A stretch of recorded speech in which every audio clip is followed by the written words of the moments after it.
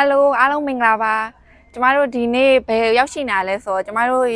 စင်ကာပူ AYB ကျင်းပရတယ်လို့မျိုးကျမတို့ UCAN စီစဉ်ထားပါတယ်လို့ဒီမှာကျမတို့ရဲ့ဒီ weekend ပေးရမှာပေါ့မြန်မာပြည်ကသာသနာပိုင်နယ်အသီးသီးမှာ AYB ကျင်းပနေလို့မျိုးကျမတို့လည်းဒီမှာ AYB ကိုဒီနေ့ညနေခင်းရဲ့မနက်ဖြန်တနေ့တာစီစဉ်ကျင်းပနေရမလို့အားလုံးကျမတို့တို့ပါဝင်ခံစားပေးဖို့မြတ်တာရက်ခံပါတယ်ဘုရားယေရှုတော်ကြောင့်ဒီနေ့လူငယ်တွေက19ရက်နေ့20ရက်နေ့ပေါ့နော်ချိန်မှာသူတို့မေတ္တာဟာပြုခွင့်ရယေရှုတော်ချီးမွမ်းတယ်သူတို့အစီအစဉ်အားလုံးနဲ့ဖဖျားခင်ပါရှိရဲ့အတွက်ကြောင့်ဝတ်ပြုခြင်းကျမ်းစာသင်ကြားခြင်းနောက်ဓမ္မဒေဂီတာသင်ခြင်းပေါ့နော်အဲသူလုပ်ကြမယ်နောက်ကျမ်းနဲ့ကြားတယ်မေတ္တာဟာပြုကြမယ်လို့ဖျားခင်ကောင်းကြီးပေးပါစေ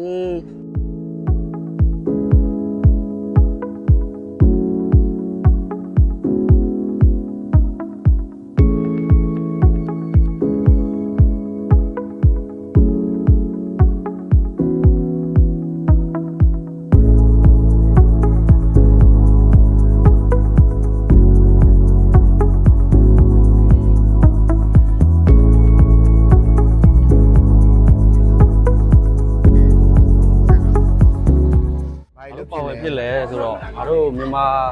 နိုင်ငံမှာရှိတဲ့ခန်းစားချက်မျိုးပြန်လဲခန်းစားစေတာပေါ့အလငါတိုက်ဒီလိုမိသားစုပထမဆုံးပေါ့ဒီဟာစင်ကာပူမှာဆိုတော့အဲ့လောက်ပါဘာတွေပါဝင်ဖြစ်လဲပါဝင်ဖြစ်လဲဆိုတော့အချက်ပြုတ်ပေါ့အကင်လှောနောက်အစီအစဉ်တွေရောဘာမျှော်လင့်နောက်အစီအစဉ်ကတော့အများကြီးပေါ့လာမှာပေါ့တခုပြီးတခုဘာအစီအစဉ်လဲကိုမသိဘူးကျေးဇူးပါတယ်Thank you ပါ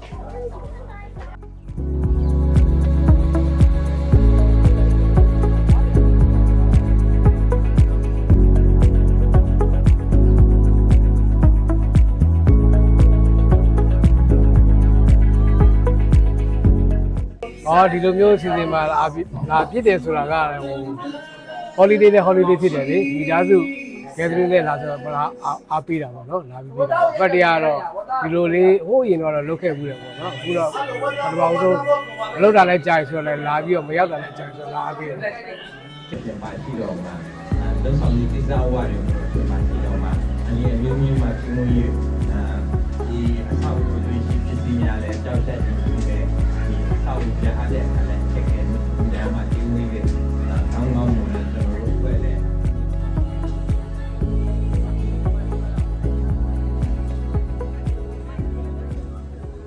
အားလုံးပဲမင်္ဂလာပါရှေးဦးစွာလူငယ်တွေကိုပြောချင်တာကတော့ Happy Blessed 65 years AYBA Day လို့နှုတ်ခွန်းဆက်တာပါတယ်เนาะဒီနောက်လာမယ့်လူငယ်တွေလေးပေါ့နော်AYBA Day ကိုဒီထက်မကပို့ပြီးတော့တက်ကြွနဲ့ပါဝင်ပေးကြပါလို့ပြောချင်ပါတယ်ဒီနေ့စင်ကာပူမှာရှိတဲ့လူငယ်တွေကတော့ဒီနေ့တရက်တာပေါ့နော်AYBA Day ကိုဒီမှာ Passaris Beach မှာလာပြီးတော့တရက်တာလူငယ်စီစဉ်ပြုလုပ်ပါတယ်လို့အားလုံးကျေးဇူးတင်ပါတယ်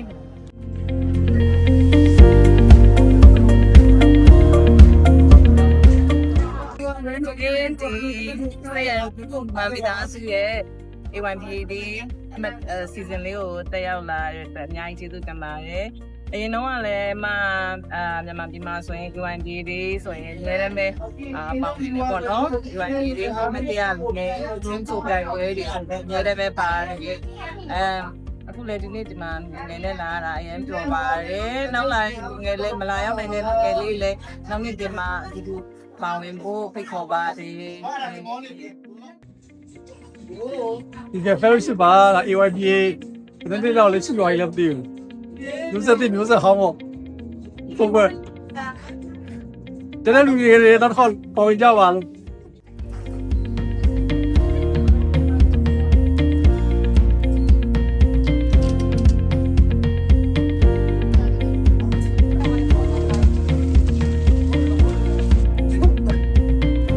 ကိုစားပြီးกินတာတွေ့ပါတယ်ပကြမ်းဆိုနေရတယ်ကိုစားပါ လာ plastic ခေါ်ပြပါပြောင်းဟာလေဒီမှာ interview ဖြစ်နေတာခဏနေဦး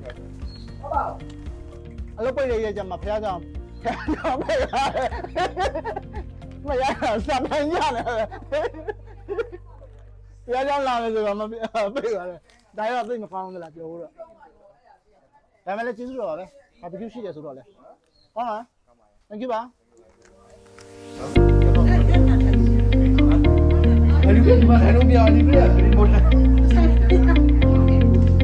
okay မိုက်တာဘာလို့နေလဲ အဒီမှာ plastic ခောက်နေပါတယ်လူငယ်တွေအတွက်ဟိုပါပေါ့နော်တနေ့မှတစ်ခါတော့စုံတွေ့စုံရတာပေါ့နော်မိသားရဖွဲ့ရတယ်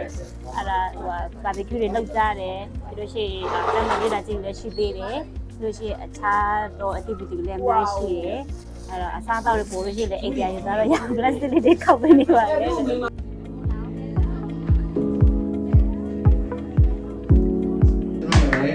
စောပေါ်လေးပါတောင်းတောင်းလာပဲနေရပါတော့အဲ့လိုကြည့်စပါလေ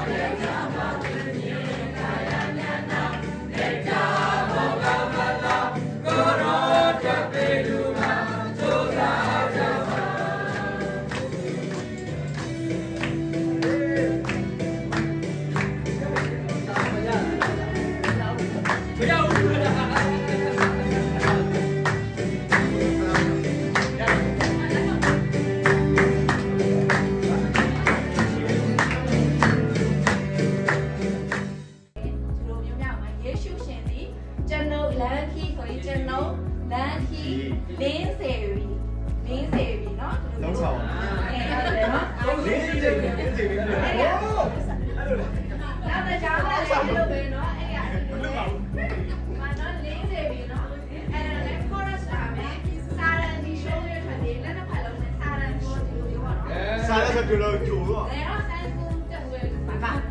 တက်ဘူး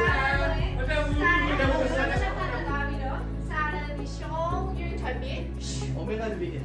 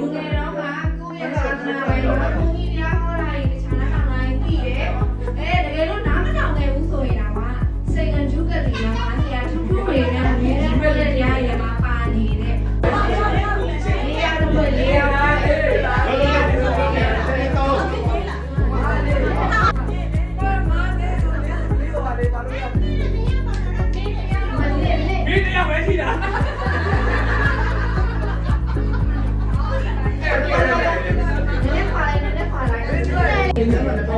I like it. I'm sure. Play. Come on, tomorrow. The man just had a man. Just had. And the gem she did. We let her see man. Oh, it's a use of your don't have here. You are a baby child.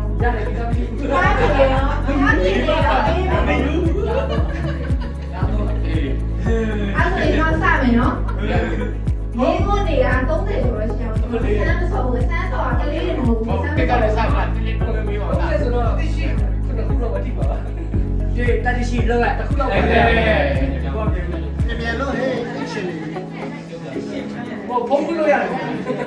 Cái giá nó gì bên thằng này? Cái giá nó gì bên thằng này? Cái này mấy con này à? Không phải mà cứ phiên đấy rồi cứ phiên quậy. Mấy con mà ê, aku mấy mày nó. Tomorrow AYBA မှာရန်ကုန်မှာပေါ့နော်ဗဟိုချုပ်ဆိုတာကကျမတို့တာသနာပိုင်းနဲ့အခု၈ပိုင်းနဲ့ပြောရတော့၈ပိုင်းနဲ့လုံးဝချုပ်နေတဲ့ဗဟိုချုပ်ရဲ့9ပိုင်းလူငယ်ဥက္ကဋ္ဌရှိအဲ့လူငယ်ဥက္ကဋ္ဌရဲ့နာမည်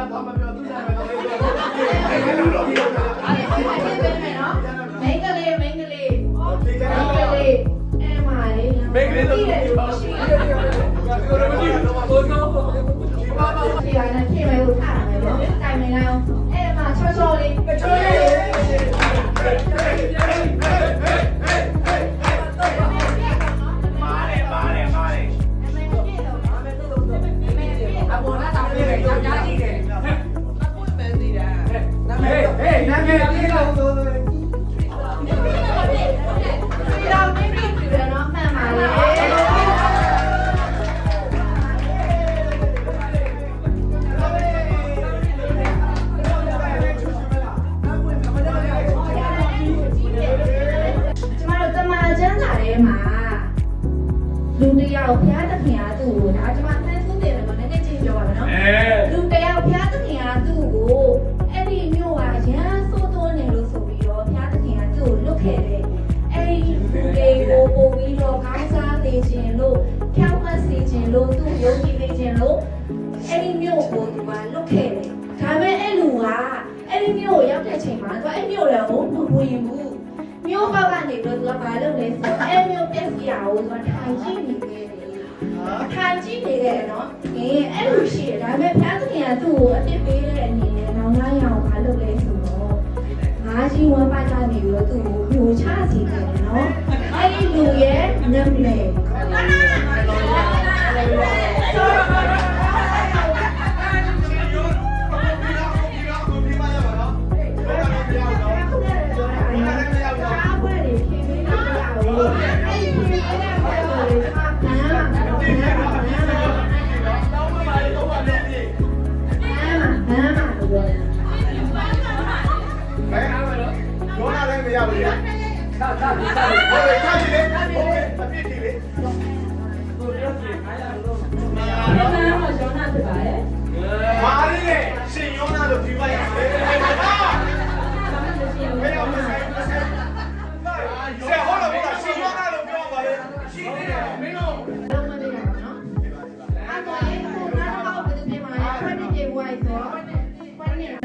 New Testament လို့လည်းရှိရနော်အဲ့ဆိုကြတော့တမန်ကျမ်းစာရဲ့နောက်ဆုံးကျမ်းကဘာကျမ်းလဲဟုတ်တယ်အဲ့လိုကျ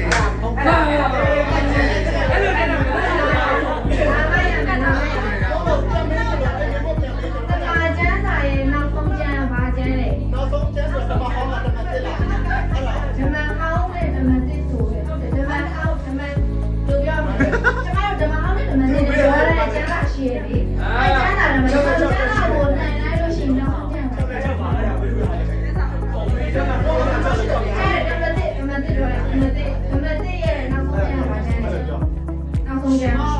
တင်နေလို့အဲ့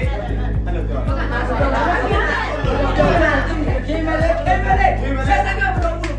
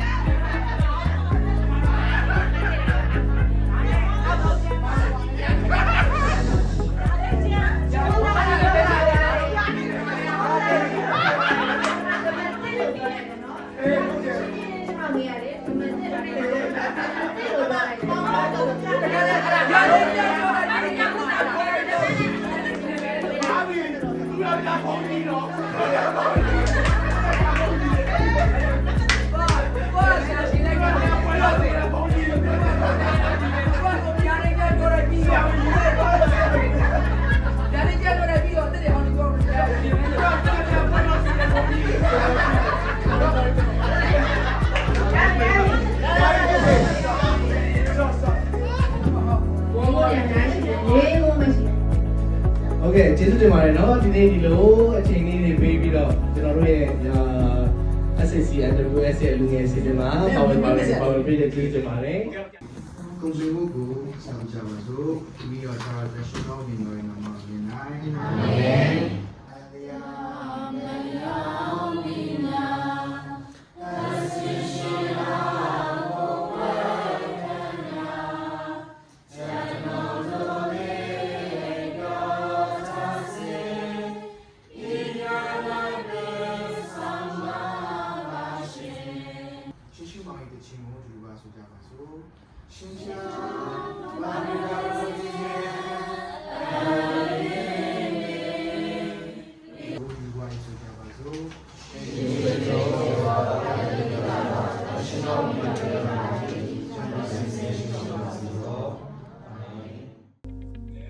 ဘာလို့ပါဝင်ဖြစ်လဲဆိုတော့လူငယ်တွေနဲ့မိတ္တဟာဖြစ်ချင်တာပေါ့နော်ဟိုလို့လူငယ်ဘဝကိုပြန်မရောက်တာလည်းတော်တော်ကြာပြီဒါပေမဲ့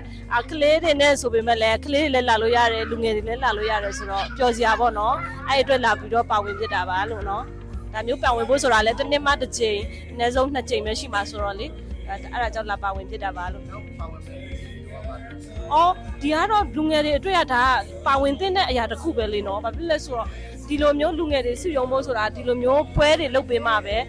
လုပ်ဖြစ်မှာပေါ့နော်လူငယ်တွေအချင်းချင်းတွေ့ပြမှာမိတ္တဟာရဖြစ်ခွင့်ရှိမှာပေါ့နော်ဒီနိုင်ငံမှာဖြစ်နေတဲ့အခါကျတော့မြန်မာပြည်မှာလို့အလငါတစီစဉ်လဲသွားလို့မရကိုဒီလူငယ်တွေစုရုံဖို့ဆိုတာဒီလိုမျိုးအသင်းတော်ကလုပ်ပေးမှပဲပါဝင်ဖြစ်တာပေါ့နော်ဆိုတော့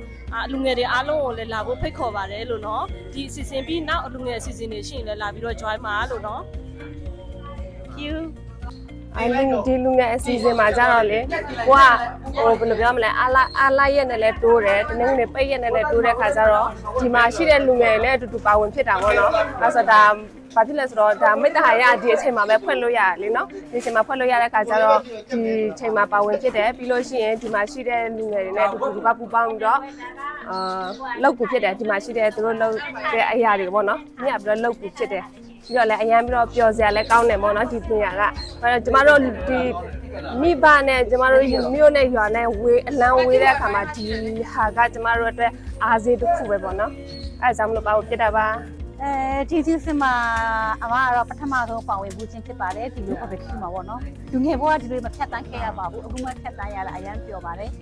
လူငယ်တွေနဲ့အတူတူဖြတ်တန်းခွင့်ရတယ်အရန်ကိုရရှိပါတယ်နောက်အမြဲတမ်းပါဝင်နိုင်ဖို့ကြိုးစားပါမယ်ဒီမှာရဲ့ဒီနေ့တည်းအမြဲတမ်းအမှတ်တရလေးဖြစ်နေတယ်လို့ယုံကြည်ပါတယ်ရှင်ဒီမှာ Ready 1 2 3 cheese okay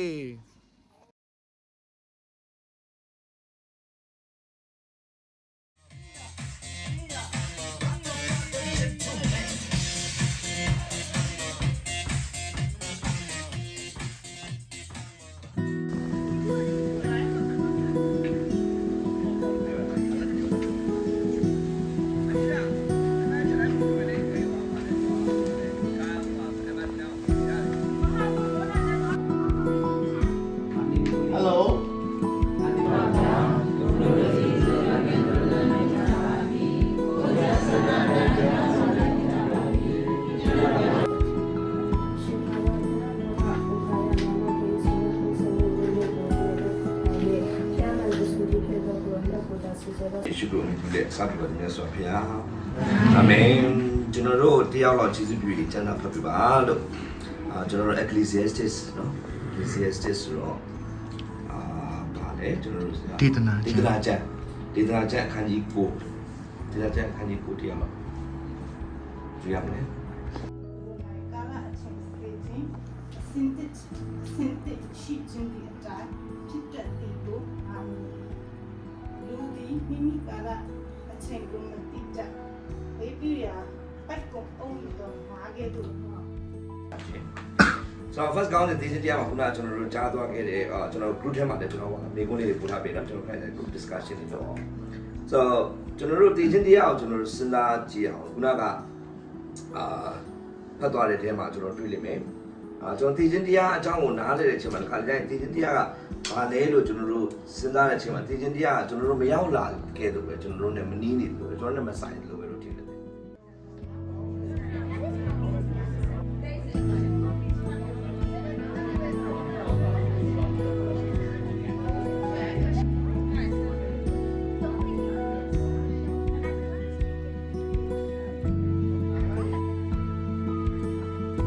တက်ရှင်အဲ့ဒီမှာဆိုပုံပါသွားပြီကျန်းစာကဖတ်တာလည်းပါမယ်ဆူတောင်းတာလည်းပါရတယ်ဒီမှာကနည်းနည်းပါဝမ်းနဲ့ခံစားရတယ်ဒါပေမဲ့ကိုစိတ်ဖြစ်တယ်အော်နံပါတ်1မှာတော့ချက်တရားကိုကသိမယ်ဆိုတာကိုသိနေပြီဖြစ်တဲ့အတွက်သိတော့မယ်ပေါ့နော်အဲ့လိုသိနေပြီဖြစ်တဲ့အတွက်ကြောင့်မို့ကိုကပို့ပြီးတော့မှဖះကိုချိန်ပေးရမှာပေါ့နော်ဖះကိုချိန်ပေးရမယ်ကိုဆင်သွားရအောင်အခန်းကြီး၄ကိုကြောက်ဖတ်ရအောင်ကျွန်တော်အခန်းကြီး၄ငယ်တစ်ကနေပြီးတော့ဘယ်လောက်လဲဆိုတော့ကျွန်တော်ရှင်းမဖတ်လို့တစ်ကနေပြီးတော့ကျွန်တော်sorry ရန်ကောင်းတဲ့အတွက်တော့တစ်ကနေဆုံးပြီးတော့ဖတ်လိုက်ခန်းကြီးလေးကိုနော်တစ်ကနေပြီးတော့ပေါ့စိတ်ကျန်း16ဒီသနာချမ်းမယ်ရှိနေစေတတ်သောသူတို့သည်ဒီ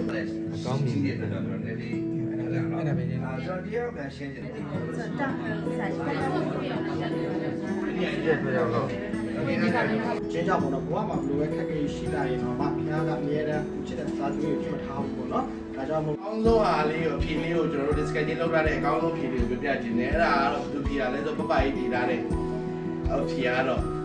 တင်မင်းကိုအောင်နိုင်သူရဲ့အကြောင်းအရာတွေကိုလေ့လာပြီးတော့ပုံမလေ့လာပြီးတော့မှစူးစမ်းတတ်ရှင်နေဆိုဘုရားတဲ့စကား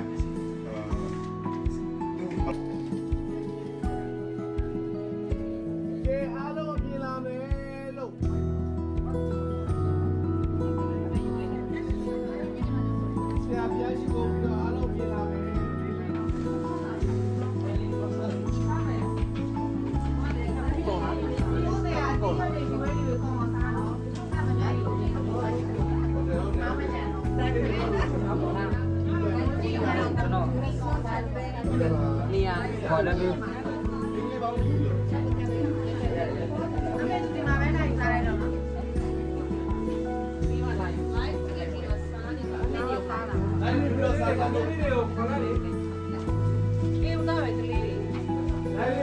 ကလေးတွေကိုစက်သားကျွေးလိုက်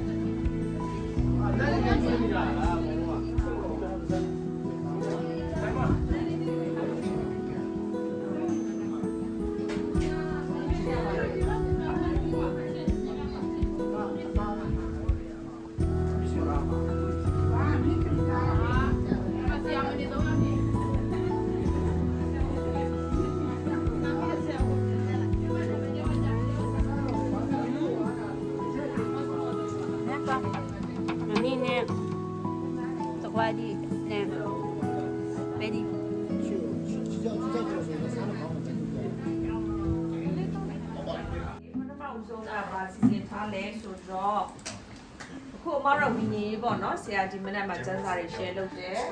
ဟိုပြောရဆိုတဲ့ဝီနေပေါ့မရဖျားခင်နေငင်တော့အတွက်မှာစက္ကန့်တစ်ခါမှာဒီကျမ်းမာကြီးလေးလို့လေဖျားခင်အမရကိုကျမ်းမာပြောရှင်မနေစီချင်တယ်ဟုတ်တော့ဆိုတော့ခါတေအမတို့ဒီ society lifestyle မှာ stress တွေများတယ်ပေါ့နော် stress တွေများတယ်ပြီးတော့ကိုယ့်ရဲ့ genetic ပေါ့နော်ကိုယ့်ရဲ့ဘိုးဘွားတွေကတချို့ genetic ယောဂလေးရှိတဲ့အခါကျတော့အမတို့ကမရခါချယ်တိုင်းမှာလည်း medical check up တွေပုံမှန်မလုပ်ကြဘူးပေါ့အဲ့ခုနကတော့ဆရာထူးကလည်းကျွန်တော်တို့ကျန်းမာတင်ပါပြီဆရာထူးနဲ့ဆိုရင်ကျွန်တော်နဲ့ဆိုရင်အဲ့နာ case ပါလေဟိုကဘုံကန်ပမာဒီမှာ TRB တိုင်းမှာဖြစ်ပေါ်ဖြစ်တာပေါ့နော် TRB တိုင်းမှာလာပြီးတော့ တေပြောက်ကတော့အသိနဲ့3,800ကျော်အသေးအပေါင်းပြောက်တော့လေသေးတာပုံများတယ်ပြောက်တယ်စီးရင်နောက်ပြီးတော့ဟိုကဥမဲ့အိမ်ပဲဖြစ်သွားတာတော့တန်းနဲ့နေသိန်းကျော်ရှိတယ်ဆိုတော့အဲ့ဒီတော့ကလည်းကျွန်တော်မှတ်မိတဲ့လောက်ကတော့နာဂစ်ဖြစ်တာ2ရက်နဲ့3ရက်မေလမှာပေါ့နော် immunity ကိုဘယ်ဘာအနေနဲ့တွေ့ရလဲဆိုတော့လူရဲ့ခန္ဓာမှာကြတော့ဟိုနေပေါ့နော်ဟိုဒါကိုခန္ဓာကောင်းတယ်မကောင်းဘူးဆိုတာကကိုခန္ဓာရဲ့တုတ်ပြန်မှုပေါ့နော်ဟိုဥစားဟိုလက်တစ်ခုမှဓာတ်ခုတ်လိုက်လို့အနာရသွားရင်ပြတ်သွားပြီဆိုလို့ရှိရင်ဒါဒီကိုခန္ဓာကနေပြီးတော့သူကဘာပြန်လုပ်ပေးလဲဆိုတော့သူကဟိုဒီအနာပြန်ကြောက်ကြလို့နောက်ပြီးတော့ကျွန်တော်တို့ကဘာလုပ်ချင်လဲဆိုတော့ကျွန်တော်ဟောပြောပွဲလုပ်ထားတဲ့ကိုဒါဒီပါလေဆရာဟိုဒါပေါ့ဆရာတို့တွေဒီဆရာမတို့တွေသူတို့ဘာတွေမေးကျင်လဲပေါ့နော်မေးပြရှိတယ်မေးဖို့နေမေးလို့ရှိရင်ကျွန်တော်တို့ကဖြေပြီးလို့ရတော့ပြီးတော့ကျွန်တော်စာရွက်ဖြေပြီးပေးလိုက်တယ်အဲ့ဒါလေးကိုမေးကျင်တယ်မေးဖို့နေပြီးတော့ရေးပေးပါဒီကနေ့ကျွန်တော်ဒီနေ့ကျွန်တော်လည်းအခါဒီနာတော့ဒီပါဝင်ကြတဲ့စရာခိုင်စားနေတော့ဆက်လာနေအားလုံးပုံမှန်ဒီနာတော့ပါ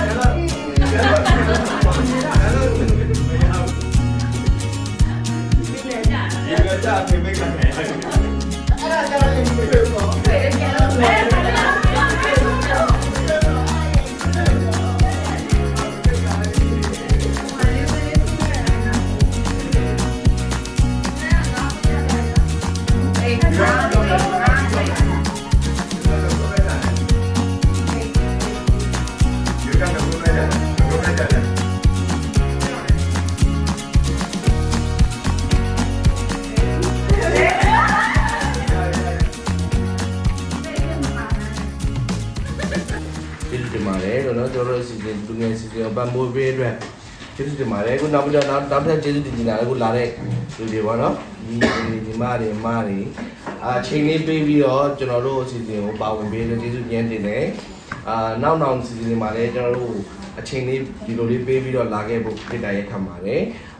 ဘာဖြစ်လို့ကျွန်တော်ကဟိုပါလေmanagement ဘိုင်းတာဝန်ယူတဲ့ season နဲ့ဘာညာပြကွာပေါ့နော်တချို့ညီကမေးတို့ဟွာတို့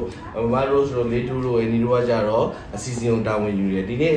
အစီအစဉ် overhaul ရတော့ကောင်းတဲ့အစီအစဉ်နောက်မှာလည်းအဲ့ဒီအစီအစဉ်တွေကိုပို့ပြီးတော့ကောင်းအောင်လုပ်ဖို့အတွက်ညီငယ်တွေပါဝင်စေခြင်းနဲ့ပို့ပြီးတော့အကျဉ်းချပေးစေခြင်းနဲ့ဘယ်လိုတနေ့တာ plan မှာကျွန်တော်တနေ့တာအစီအစဉ်မှာတော့ fix ပေါ့နော်ကျွန်တော်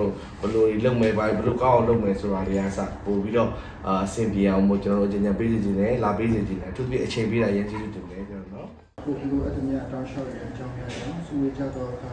ဒီမောင်မိတော်ပြင်များကိုမြတ်တော်ရယ်ဟုံးမှုပန်လို့လည်းနောင်နာရတော်စပေါ်ဖြစ်နေချောဆာပေါ်ပြတောင်းမဲ့တိုက်စားနေနေပြီပရတိုတို့ဒီ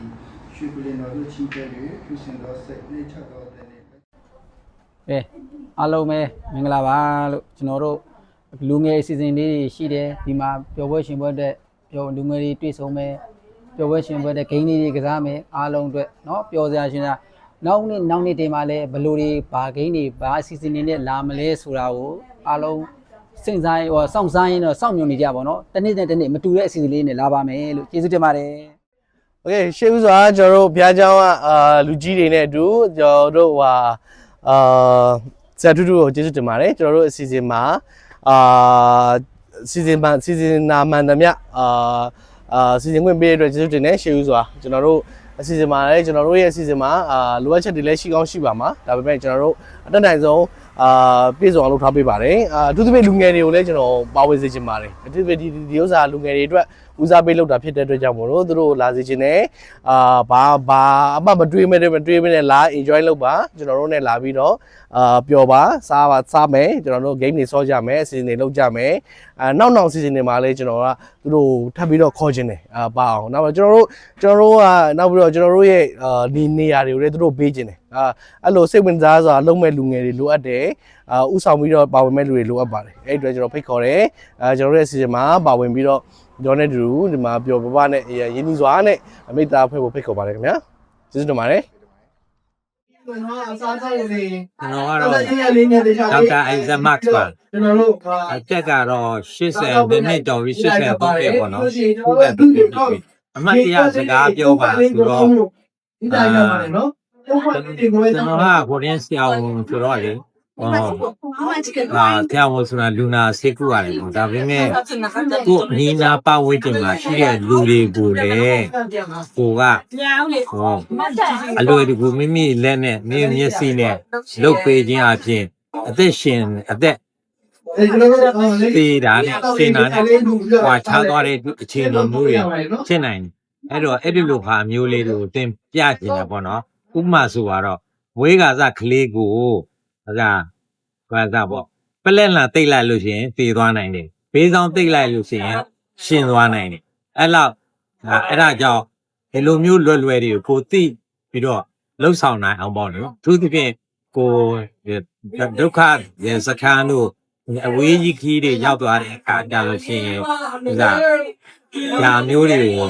ဆရာဝန်တွေမရှိတဲ့ဒေသမှာဒါမျိုးတွေသိနိုင်ပြောပြတာနောက်တစ်ခုကတော့အများဖြင့် discipleship ပေါ့ကွာခရိယာန်ရဲ့ discipleship ကကိုကနေပြီးတော့သူများတွေကိုခရစ်တော်စိတ်ဝင်စားလားခရစ်တော်သိကျင်လားခရစ်တော်အကြောင်းပြောပြမယ်ဆိုတော့ကိုကခရစ်တော်အကြောင်းကိုပထမအဦးဆုံးရှောက်ပြောနေလို့ရှိရင်နားမလဲတဲ့လူကမသိဘူးဒီတော့သူတို့တွေကိုစိတ်ဝင်စားအောင်ကိုကဘာလုပ်အောင်လဲဆိုတော့သူတို့ side to speak their language ပေါ့ side to speak their language ဆိုတာက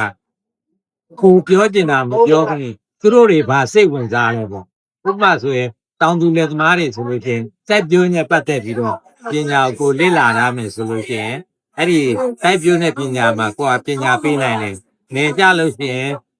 ဆရာမတွေဘာတွေဆိုလို့ရှိရင်ကျမ်းမာရေးနဲ့ပတ်သက်ပြီးတော့ကိုကပညာပေးနိုင်လို့ဆိုလို့ရှိရင်အဲ့ဒါမျိုးကပို့ပြီးတော့အဲ့ဒီပုဂ္ဂိုလ်ကကိုယ်စိတ်ဝင်စားပြီးတော့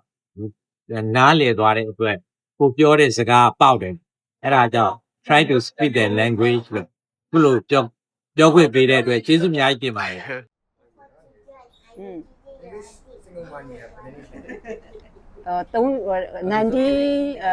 33ဆိုတော့ဘယ်နည်းနည်းရှိလဲ30နဲ့33ရရောက်တာ1993 1993ရရောက်တာအေးအဲ့ဒါရှိလောက်ရှိတယ်33ဆိုတော့30ကျော်ပြီနော်30ကျော်ပြီဗာမေးရှင်တယ်ပြော လူငယ်နဲ့ပတ်သက်ပြီးအမှတ်တရဖျားเจ้าမှာလူငယ်အစဉ်ဆက်ရှိတယ် ဟောရှိတာပေါ့ အမှတ်တရ အမတ်ကြအနေနဲ့ကတော့အများအပြားလူငယ်တွေကဟိုစီစီအောင်တော့နေအဲ့တော့ကတော့ဒီမှာပထမဆုံးကဘယ်မှာရှိလဲဆိုတော့ Sandru Village မှာလေနော်ဟိုမှာနော် St. Peter ဆောမှာလည်းရှိသေးတယ်အဲ့တော့ကတော့လူငယ်တွေကနေတာပေါ့နော်ဒါပေမဲ့ဟိုအများအပြားလူငယ်တွေကနေကြတယ်ဒါပေမဲ့စီယုံရှိပါတယ်အဲ့တော့ကတော့ဟိုလူငယ်အစီအစဉ်ကတော့ဟိုရှိတာတွေအများကြီးပဲအနီဂရက်စ်တမမမီဒါပေမဲ့အနီဂရက်စ်လူငယ်တွေတကယ်ဟိုသွားတာတော့ဟိုအောက်တင်းနေသွားတယ်အများကြီးရှိတယ်နောက်နောက်တစ်ခုကဘာလဲဆိုတော့လူငယ်တွေဘယ်မှာပါဝင်လဲဆိုတော့ Christmas မှာဒီ Orchard မှာဒီအဲ့ဒီမှာတော့တကယ် CCIS မှာတော့လူငယ်တွေက10နှစ်နီးပါးလောက်ပါခဲ့သေးတယ် Orchard မှာပေါ့နော် kerosene ပေါ့နော်အဲ့ဒါတွေရှိတယ်နောက်ပြီးတော့အိမ်ထဲမှာလည်း kerosene တွေလိုက်ဆူကြတယ်နောက်လူငယ်အများကြီးလူငယ်တွေပဲဥဆောင်သွားတာပေါ့နော်လူငယ်တွေပဲဥဆောင်သွားကြပါတယ်လို့အခုလည်း Anigres ဆိုတာလူငယ်တွေ kerosene နဲ့ဆိုချင်တယ်အိမ်တွေကိုလည်းသွားချင်တယ်ပေါ့နော်အခုကလူငယ်အစီအစဉ်နေနော်ပြီးနော်ဟုတ်တယ်နော်နည်းနည်းနေပေါ့နော်တရားမိတ္တဟာပူလောက်ကြပါလို့အဲ့ဒါပြောချင်ပါတယ်အခုဆို Anigres ဆိုစီကနေပြီး St. Andrew Community Hospital နဲ့ St. Andrew Nursing Home တွေမှာလူရများလာတယ်ပေါ့နော်အဲ့ဒီဘက်သွားပေးဖို့အားပေးပါတယ်သွားပေးကြပါအစ Anigres ဆိုတာနလောက်တစ်ခါသွားပြစ်တာ哦ဘူးတော့မသွားပြစ်တာကြာပြီပေါ့နော်အဲ့ဒါကျေးဇူးအများကြီးတင်ပါတယ်လူငယ်တွေအားမလျှော့ပါနဲ့လို့အများကြီးများလာပြီနော်အစယောက်ျားလေးတွေနဲ့ဦးမင်းယောက်ျားလေးတွေပါများလာပြီနော်โอเคနော်ဒါပဲနော်မမေဘူးငါโငါ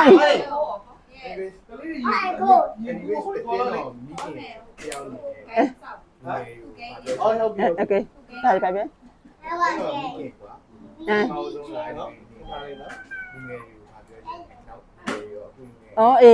အခုလူငယ်တွေပေါ့နော်ဒီစင်ကာပူရောက်တဲ့အခါမှာကြာတော့မိခင်နဲ့ဗာပြောချင်တယ်ဆိုတော့ဟိုဒီစင်ကာပူရောက်လာတာကတော့ကိုဘုရားကျေးဇူးတော်ကြောင့်လေမိဘတွေပေါ့နော်မိဘတွေရဲ့ကျေးဇူးပြောထားမှုကြောင့်လည်းရောက်လာရပေါ့နော်အကြီးကဘုရားမမေ့ဖို့ရယ်ကိုဘယ်ရလာလဲဆိုတော့မမေ့ချနဲ့ပေါ့နော်နောက်ပြီးတော့ကိုယ့်ရဲ့မိဘကိုလည်းပြန်ပြီးတော့တတိရကြဖို့အဲ့ပြောချင်တယ်နောက်ပြီးအတင်းတော်လည်းမမေ့ချနဲ့လူငယ်တွေကအခုဆိုလို့ရှိရင်အလုပ်များကြတာပေါ့နော်အလုပ်များတယ်ဒါပေမဲ့စူးစမ်းပြီးတော့ဖျားဒီဆက်ကပ်ကြပါလို့နော်အဲ့ဒါပြောချင်ပါတယ်